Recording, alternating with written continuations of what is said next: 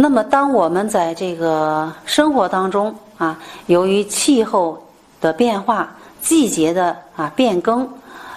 衣着的这个调节的不适宜啊，那么感受外邪引起感冒。那么这时候呢，我们根据它的这个寒热性质，风寒暑湿燥火寒热啊，或者发病的季节不同，可以用这个食疗的方法啊进行这个对症治疗啊。偏于风寒的感冒或者是咳嗽，那么我们可以用一些这个白萝卜啊，这个葱、香随那个就是元随，我们说的香菜啊，香菜，那么我们可以来这个祛风散寒、宣肺止咳啊，宣肺止咳。那么对于一些这个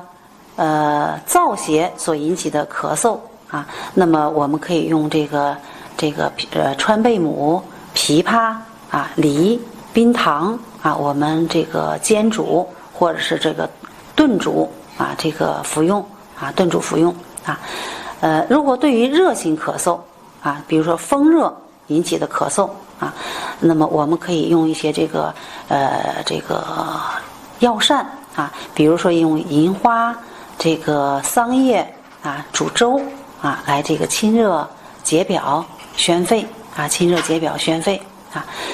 那么对于这个热邪引起的咳嗽的话呢，那么我们也可以用这个桑叶啊，以桑叶配上一些这个桑叶啊，配上这个杏仁儿啊，这个冰糖啊，我们煮粥